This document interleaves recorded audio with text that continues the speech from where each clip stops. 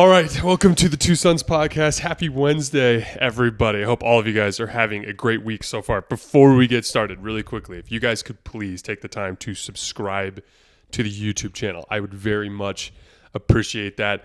We love the support we've been getting. We just passed over 200 subscribers this past week. But that's step one, subscribe to the YouTube channel. We also have like a little link in the description to these videos that takes you to all of our social media profiles. If you guys could click that and follow all of our profiles, I'd appreciate that as well. Today, we're going to be recording 3 more episodes. We have about 3 more weeks, or I think 3 or 4 more weeks of this before Luke's job change, and then we're going to be able to start recording at night. Should be a different energy. Start having beer instead of coffee. Should be a little bit more fun. But we're going to be covering the 5th episode of Andor today, as well as the 6th episode of The Rings of Power and the 7th episode of The House of the Dragon. So lots and lots of content to get to today with the Star Wars episode. Actually, no, wait. We have a story to tell you first. Luke, and this is the one thing I'm going to say to set up the story, and then I'm going to have Luke tell it. I feel like I'm a pretty responsible guy. Like, I feel like I'm slightly above average when it comes to just like being on top of my shit. You know what I mean? Luke is like the person I know that is most responsible, most on top of his stuff, most like careful and safe. And I mean that as a compliment. Like you do your due diligence in every situation. And he had something truly incredible and I believe life-threatening happened to him last week. So I'm going to let him take over from here. It was actually truly life-threatening. I came out pretty unscathed for how bad it could have been. So for our viewers, if you guys do know what a Murphy bed is, tune out for the next 15 seconds. But if you don't know what a Murphy bed is, essentially they are proper beds that essentially fold out of the wall into like an L-shaped position. And because of that, they need a lot of strength in the hydraulics or the springs in order to do their job, in order to assist, I don't know, like an elderly lady pulling an entire bed off a wall, right? So those springs are under just incredible load. And I needed to remove one from our wall. And I knew, I'd probably said it 5 times before I started working on it, is, hey, Murphy beds are super dangerous. They've injured my patients in the past. Like, I did like a little PSA to myself. And Carly told me that you told Elena that you were like, I probably shouldn't be doing this by myself. So, I had the Murphy bed deployed and the mattress was off of it. So I was standing on the platform in which the mattress used to be on. And I started loosening screws from the frame that was still attached to the wall. And long story short, I didn't think that the screws that I was loosening were actually holding the entire Murphy bed to the wall. There's 5 regular like deck screws, and there's like no like lag bolts that were in place. I mean, it was like the most bare minimum that this Murphy bed could have been held to the wall. So I got to the last screw, and it was a tight little booger, and I got like a crowbar out, and I was like trying to like just loosen up the screw a little bit, and all of a sudden it just gave way. And in the span of a fraction of a second, I went from being completely standing normally to just being slammed into the ground by this Murphy bed frame. And what was scary about it is it was like neck, head, tooth height, the frame. So it's like the frame is like a 2x4, and the 2x4 basically was like might as well hinge your head into the ground. So it literally depleted me. My feet went up into the air, and I got slammed into the ground so hard that on my right arm I have like imprinted wrinkled shirt pattern. And I was pinned underneath this Murphy bed, and it mouse trapped me. And I yelled out for Elena, and thankfully she was able to get me loose, and I kind of slid my head out from under it. So like all the pressure was across my ears and my neck and my head and my jaw. And somehow I was lucky enough to be sideways instead of like full frontal. Can you imagine? I would have lost all my teeth. But I get, Elena lets me get out of the mouse trap, and I went to like a knee, and the first thing that I saw is just blood streaming from my head. And then soon after that, I spit out part of my molar. And then I kind of get my wits. And actually, that entire day is a blur. And Elena, I knew it was serious because she's like, well, you're going to the ER. And like for her just to say that right off the bat, like she's very composed. She's like, you're going to the ER. We were talking about that late as like just like this person that comes into the situation and is just super calm, like never too high, never too low, just like let's take care of stuff. Right. So I was like, literally, Jay, this is the most pain I've ever been in my entire life. And I've broken bones before. Like this is like the real deal. So I'm like, yeah, I need to go to the ER because I had actually thought I broke my jaw. Like I could hardly move my jaw. Like I spit out part of my tooth. Like. And I was your ear bleeding. was damn near ripped off. Well, yeah. So like we're, finally in the ER waiting room, which by the way, I got phenomenal care. And is that new hospital off of Houghton? Yeah. Mm-hmm. And, got great care and got in, I was lucky enough to get a CT scan of like my jaw and my head and my neck. And those were fine. My arm was fine. And, in the waiting room though, Elena's sitting there. I'm like, this hurts pretty bad. And she's like, yeah, well, it is pretty bad. She's like, you're missing part of your ear. So I guess there's like a bunch of like cartilage exposed and stuff. And I've got, 14 sutures inside of my head and ear. I was looking back at pictures and man, some of those, really you look deep. a lot better now. Yeah. So now I've got, you can't really see it on the screen, but like my jaw, it looks like I gained, now 20 pounds. Yesterday it looked like I gained 30 pounds, but the swelling's coming down. I got my tooth fixed yesterday, which is good. And then I'm going to have my sutures pulled, in about a week or so. So I'm on the mend.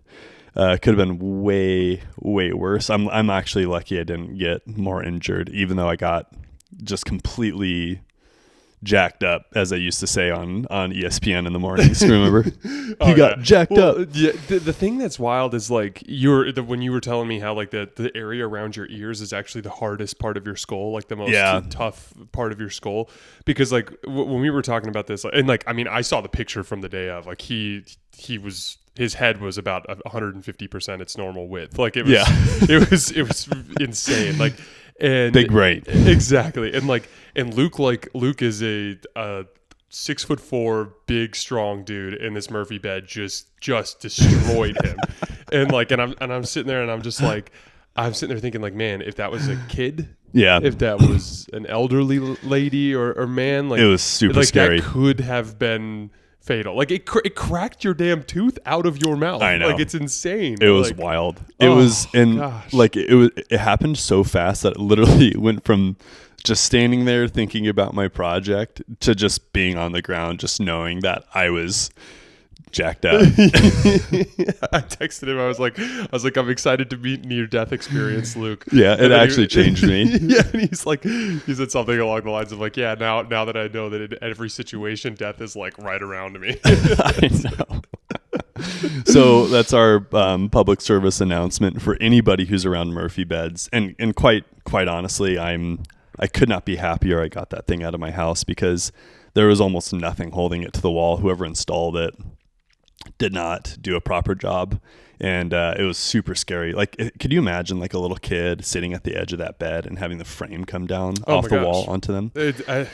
Dude, it was like, it almost, not to sound dramatic, but the night it happened, I was thinking about everything, and it like almost brought me to tears because I was so scared about what could have happened. Dude, like it literally, and for the way, like I was sitting there thinking too, just with how heavy that thing is for 5 screws to be holding it. For all you know, it could have just gone one day, even if you weren't disassembling it. Well, and that's assuming that the studs are even doing their job, because if this house is built in the 80s, right? There's definitely some opportunities for termites to get in on studs, and if those studs were compromised, I mean, it was like literally just bad all around. So, and like I said, I mean, it was to the point where I didn't even think I was nearing it coming off the wall, and then one tiny screw was holding it, and there was so much force that this screw literally got pulled through the wood. The screw's still in the wall right now, and the It screw got pulled through the frame of the wood, and then the frame crashed on me. Yeah, again, like Luke's the guy that like we're going on a ski trip and there's like 14 bungee cords holding all our stuff to the top, and he's like, "We need a 15th. Let's get out there." So, it's actually true. So yeah, I would imagine that you were under the impression that everything was under control when suddenly it wasn't. So no. Yeah. Point being, Murphy beds. Be very careful around them. Exactly. So this Star Wars episode, this Andor episode, another. I could not believe they didn't get to the mission on this episode. Like the pacing in this show, I'm enjoying it. It's enjoyable, but like, holy cow, could it be going any slower? We are 5 episodes into this thing. There's a lot of staging that's happening right now, but far more than I could have ever expected, especially in today's society where everyone just is so bored so easily. You know what I mean? Like everyone constantly needs to be, entertained, and for them to invest 5 episodes into just laying the plot down for what seems like just like a mid-season like mission. Yeah, right? it doesn't seem like that consequential. This doesn't seem like the mission of the entire season by any means. Could you imagine if it was? Yeah, well, but that's the thing. Maybe that's the case. Maybe things are going to go so sad. Because if you remember, there was a moment there towards the end with Luthen and presumably his paramour, or whatever the lady is that works with him in that antique shop. Yeah, and he says something like, she says something like, "This will all be over tomorrow." And then he goes, "Or it'll all just be starting." And I think that's kind of the idea. I think this is going to be the thing that kickstarts a lot of stuff. Yeah. I think our ISB agent, the female, I think she's going to end up getting involved after this. So I think that's what they're setting up. Do you think she could end up being good? They paint her out as a likable character, but I think it's important to have likable characters within the Empire, right? Someone who's driven by duty and loyalty rather than morality. Because it is something that they're really, really pushing just in other aspects of Star Wars too, especially even Thrawn. Oh, for sure. But I'm almost thinking that she might be like undercover secret agent type vibe, where she maybe is part of the rebels, because she's trying so hard to get involved in that area of the galaxy, and she's incredibly involved in trying to get like information from that area too. And I'm wondering if she's kind of trying to look out for people and get more info. That's a super interesting angle. I did not go that route, so that's good. I'm going to pay closer attention to that in the next few episodes. I did think it was interesting. I loved that line when she was like, "If I was going to do it, this is how I would do it." Yeah. By spreading out, never climb the same fence twice, that kind of thing. I thought that was super interesting, and it does make sense. Like all these different thefts that are taking place in all these different places in the galaxy, but never the same place twice. You would think that like if there was a specific place that was weak, right, there'd be 2 thefts there or something along those lines. That was an interesting concept. Before we get into the details though, like and this has been kind of a steady theme with Star Wars since they began doing these TV shows with The Mandalorian. They're very like Game of Thrones has such an ability to leave you with cliffhangers or to leave you stunned at the end of an episode. Right. Like, it's either something that is directly leading into something crazy or something crazy at the end of almost every episode. And so every episode, as a result, every episode holds so much weight. Right. And they did this with The Mandalorian with how they call them chapters. And there's almost closure to every chapter. It's like that episode where the Mandalorian helps all those villagers against the ATST. Sure, there's like little mini tasks that were being completed. Yeah, and then like when it's done, it's kind of like the village is at peace now, and now the Mandalorian's on his way. Like Star Wars does, and here's the thing: like I'm like you don't have to copy. And Game of Thrones can get, like Carly and I were talking about this the other day, like Game of Thrones can get very frivolous with its random use of violence and sex to the point where it's like it doesn't even make sense in the plot. True. They're just like, like this guy's naked for no reason, or this girl's naked for no reason, or like this dude's just gonna have his throat slit in the most dramatic way for no reason. Like that kind of thing happens quite a bit. And like, so I appreciate that like Star Wars is at the very least like standing on the strength of its own narrative rather than like ploys to trying to keep our attention. But at the same time, it's like, all right, I'm ready for us to get to the point here. Exactly. Exactly. But I think it'll escalate pretty quickly after this mission. I'd like to think so. I'd like to think that the mission is going to happen next episode too. I hope so. So I foresee three things being able to occur because of this. Either one, the mission goes off without a hitch. Probably not. Number two, it just completely fails and they get obliterated. Or number three, and maybe a combination of these things, but perhaps there's some prisoners that are taken, and maybe that's what the rest of the season is them trying to get their prisoners back. Mm-hmm. But I'm super curious to see how it unravels. What's your guess? Take a guess. I think, I don't know. This is probably a boring take, and I know that there's a very fair chance that I'm going to be wrong, but I think the mission's actually going to go off relatively well. I think there's probably going to be at least one or two deaths a part of the rebels.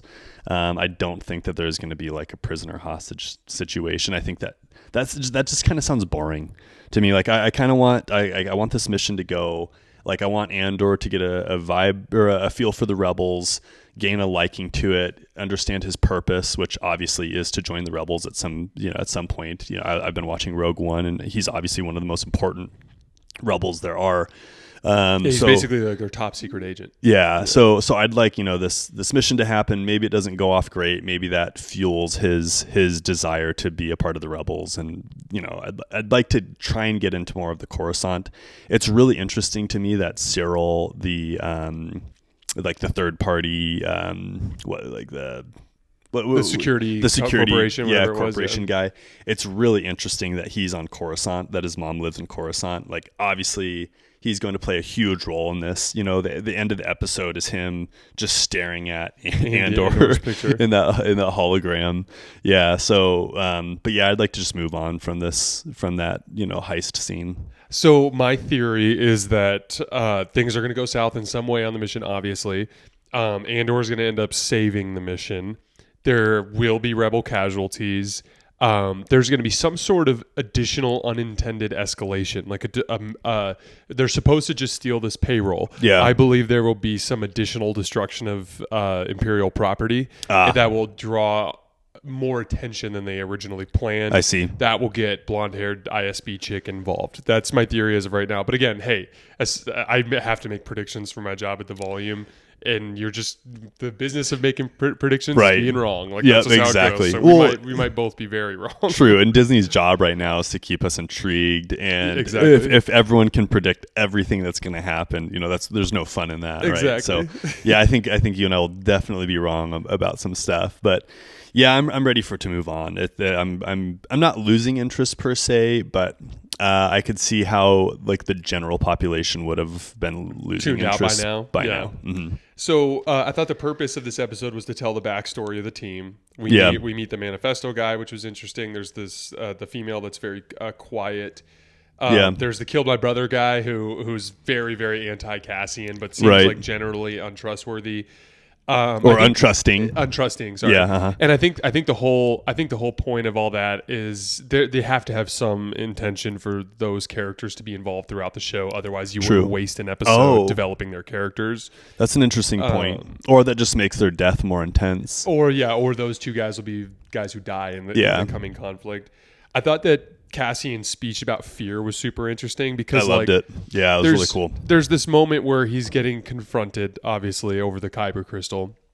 And it makes sense because you realize like she had to bring him without telling them about Luthen. She had to act like this was part of the plan the whole time, that she's just now bringing him into the mix. All these other people there are there for the cause, right? And he's there for the money, which obviously drives a little bit of a wedge. But what I thought was interesting is Cassian kind of has like a wake up call moment for them, basically being like guys, like what was dripping out of that speech is like, I've done this before, like, right? This is what I've been a cook. Listen to me.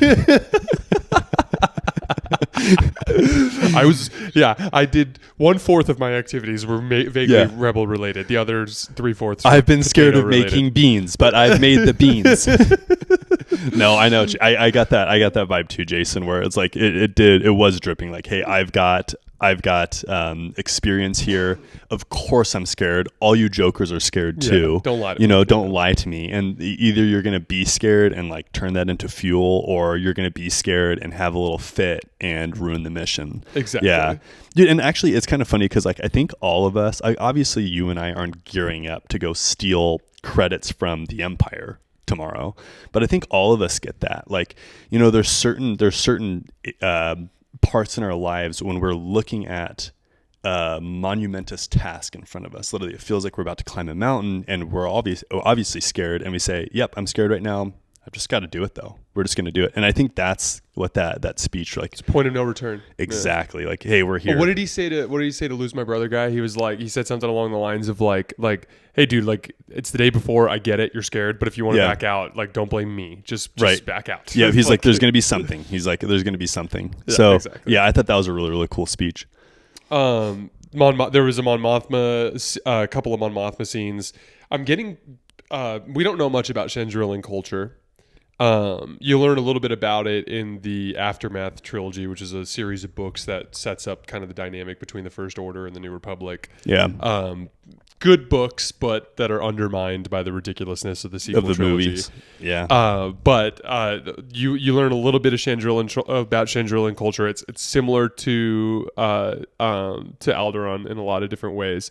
But the gist of it is like I get almost like a political marriage vibe from her and her husband. I do too. Like they're married more for purpose rather than for romance. Right. And it almost seems like the father is driving a wedge between the daughter and the mother. Did you pick up that vibe? For sure. Vibe at all? Yeah, the daughter's obviously exceedingly frustrated with what her life is and maybe the lack of a relationship with her and Mon Mothma.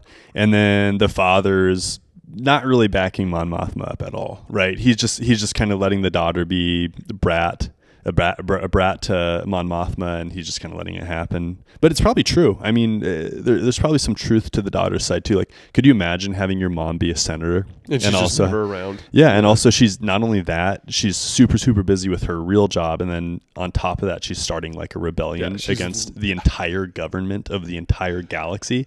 Like, the scale of Star Wars is insane. Oh, dude! Like, I think of the different cultures that like we see on our planet. Like, how different we are from, let's just say, Africa, like in the middle of Africa, right? So like, and we see that as like foreign. No, like what foreign is in Star Wars is a planet you've never heard of that's light years away from you. And then there's a government running all of that. So like the scale of it is huge. So like, like I wouldn't be surprised if Mon Mothma, like every single waking moment of her day is used up. And yeah, that'd suck to be a daughter of that. Like, could you imagine? What's the name of the planet where the mission's taking place again? I literally just told you before, just because I knew we were going to forget. But I wrote it down.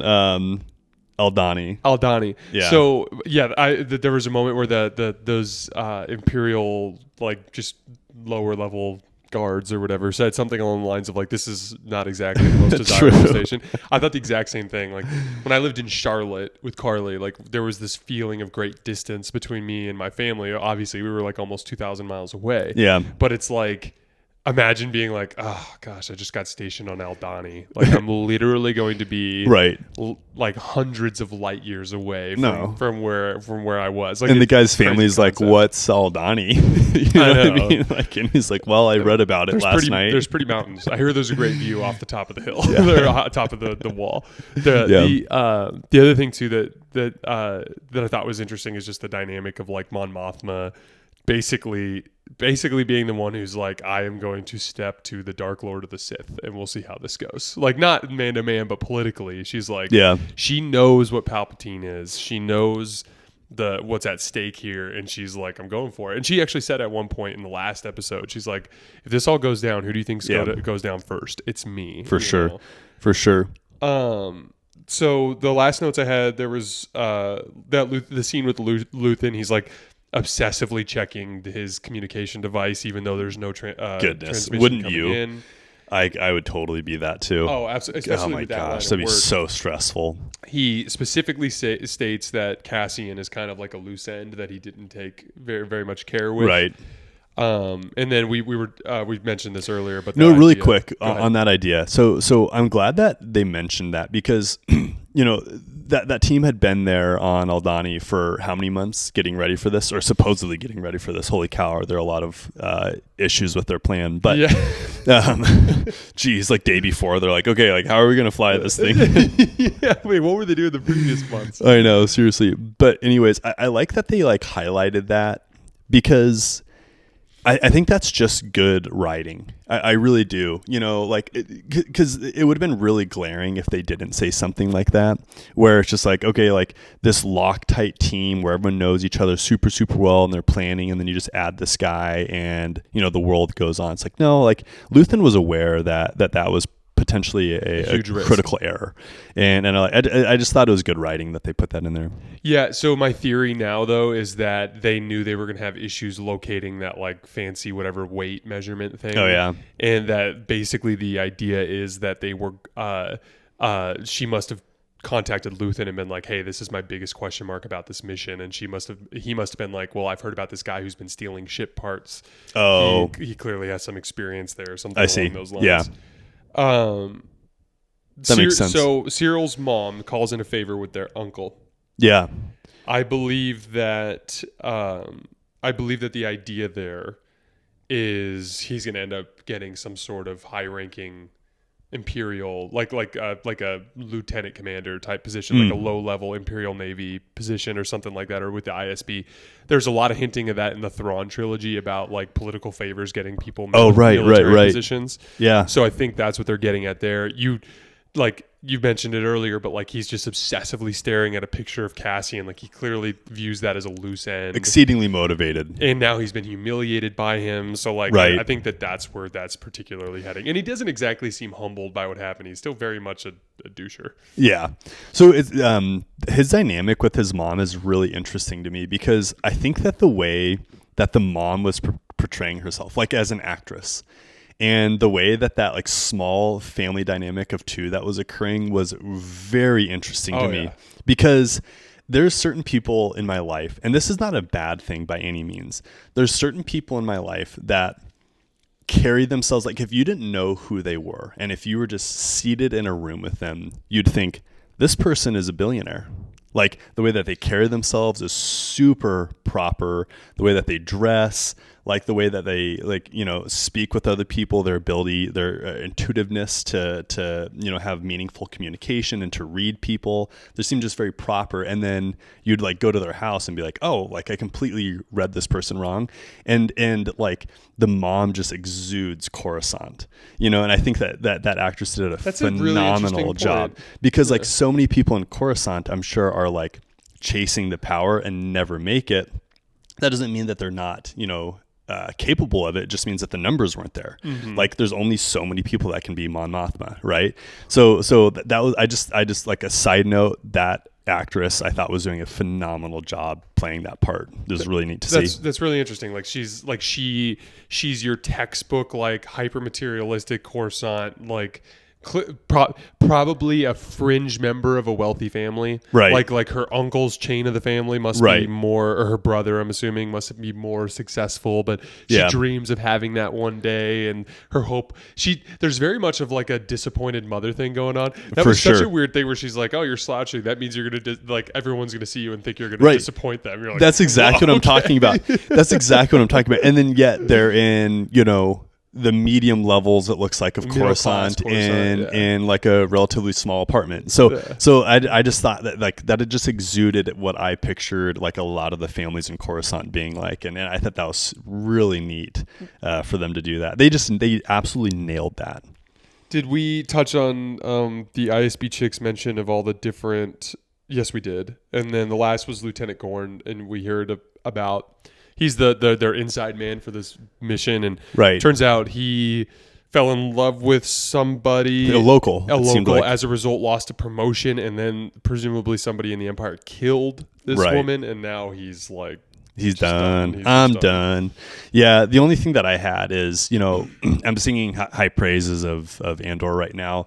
there was one part that like really distracted me. So like this is the first time that I feel like I've been pulled out of like the Star Wars universe when I was watching it. Let's hear it. So first of all, like another good detail is even when they were walking out of their camp, did you notice how the goats were free in the pasture? So like they had a low scene where the gate was open and then the goats were like on the other side of the gate, just to signify like, hey, like we're not coming back. Like this is the mission. If it goes great, we're gone. If it fails, we're gone. Right. That's so interesting. So like they put, so the goats are free now. Got it. Yeah. They put so much detail even into that, but then they can't even get their positioning set up for how they're holding guns.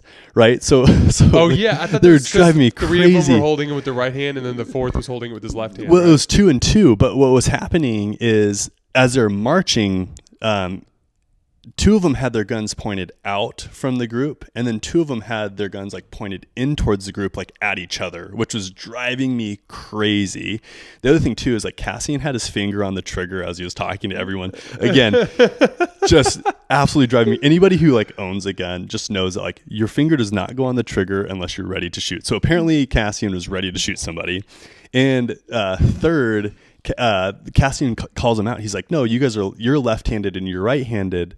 That's a problem. And then he switches them to be worse. So yeah, like, I didn't understand the dynamic there because I was like I don't there's one left-handed guy and a bunch of right-handed guys. Like there's no perfect version of this where it all works out for people's dominant hands. Like ideal, like if you're right-handed, if I'm right-handed and if you're left-handed, I'd want to be on the left because then the way I can rotate my body is a lot easier to shoot out from. Yeah, that makes sense. Right? So with that, he literally switched them to be worse and to essentially have to shoot across the group. That's so it was just I like didn't even notice that. So and like not even a big deal, and people probably don't give a crap, but like it's so funny they put all this detail into the point of like letting these goats be out in a pasture to end a scene, but then like tactfully they made like a critical error in my book. It just drove me crazy. But maybe, who knows, maybe that's how the Empire, maybe that's part of the scene. Maybe next episode they're like, what are these jokers doing?